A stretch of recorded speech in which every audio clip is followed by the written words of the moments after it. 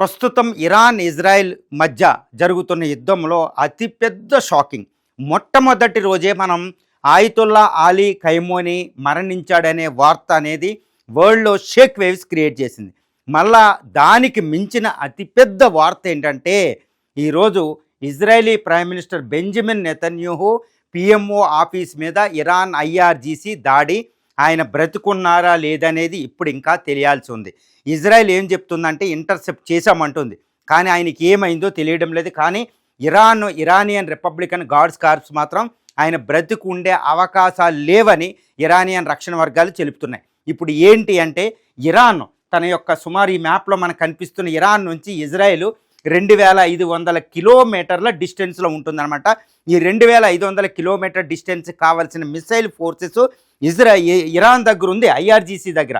కానీ Israel PMO office, ముఖ్యంగా Tel Aviv రాజధాని నగరాన్ని చాలా కంటికి రెప్పలాగా ఐరన్ డోము, అదేవిధంగా యారో, అదేవిధంగా డేవిడ్ స్లింగ్ అని ఎయిర్ డిఫెన్స్ సిస్టంలో 3 లేయర్స్లో దాన్ని కాపాడుతూ ఉంటాయి. కానీ మళ్ళీ ఈ ఇజ్రాయెల్ దగ్గరలోనే యుఎస్ఎస్ గెరార్డ్ ఆర్ ఫోర్డ్ కూడా ఉంది, అది కూడా ఏజిస్ అనేది ఎయిర్ డిఫెన్స్ సిస్టమ్ ఉంది.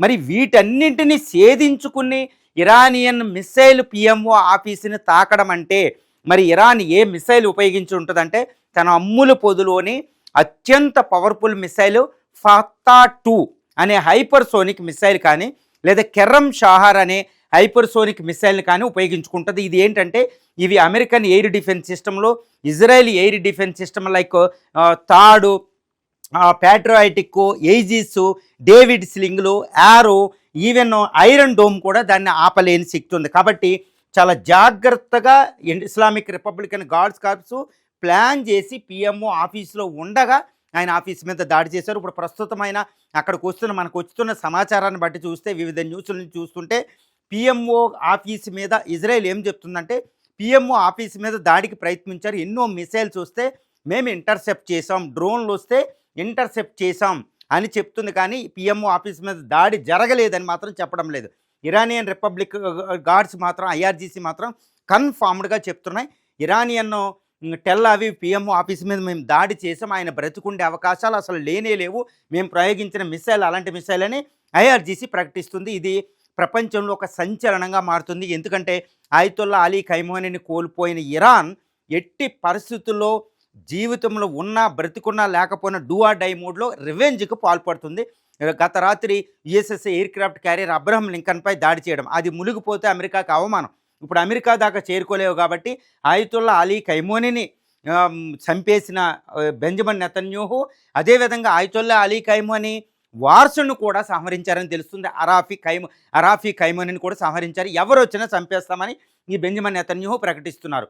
బెంజమిన్ నెతన్యాహు చాలా దృఢంగా జాతీయవాదిగా గత 14-15 సంవత్సరాలుగా ఇజ్రాయెల్ని పరిపాలిస్తున్నారు. ఆయన ఆధ్వర్యంలో ఈ ఇరాన్ని చుట్టుముట్టి ఇరాన్ యొక్క హిజ్బుల్లా అన్నింటినీ, ఇరానియన్ ఫ్రెండ్స్, సిరియా అన్నింటినీ బలహీనపరిచాడు. కాబట్టి ఈయన్ని చంపేస్తే కుదురుతుంది, ఇదే పగ అనుకుని ఆయతుల్లా అలీ ఖైమోనీ డెత్కి, మార్టీర్డమ్కి సరైన పగ బెంజమిన్ నెతన్యాహు టార్గెట్ చేస్తున్నట్టు తెలుస్తుంది. మరి ఈయన పిఎంఓ ఆఫీసులో బంకర్లో ఉండకుండా పిఎంఓ ఆఫీసులో ఎందుకున్నారో తెలుసు.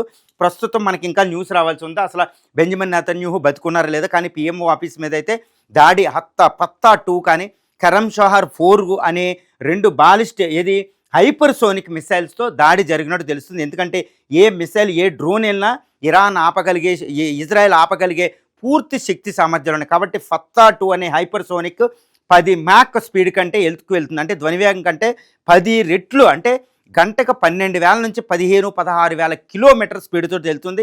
దీన్ని రాడార్ కానీ అమెరికా యొక్క supreme air force, supreme military air defence system ఏది కూడా దాన్ని ఆపలేవు. కాబట్టి పిఎంఓ ఆఫీస్ మీద దాడి చేసే కెపాసిటీ ఇరాన్కి ఉంది అనేది ఇక్కడ తెలుస్తుంది.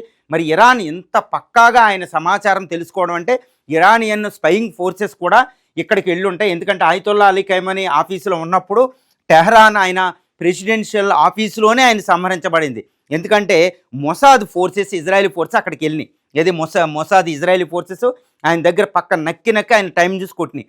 అదేవిధంగా ఇరానియన్ స్పైయింగ్ ఫోర్సెస్ కూడా ఇక్కడికి వెళ్ళి ఈయన యొక్క ఆనుపోనులు చూసుకుని సరైన సమయంలో ఈయన్ని చంపినట్టు తెలుస్తుంది.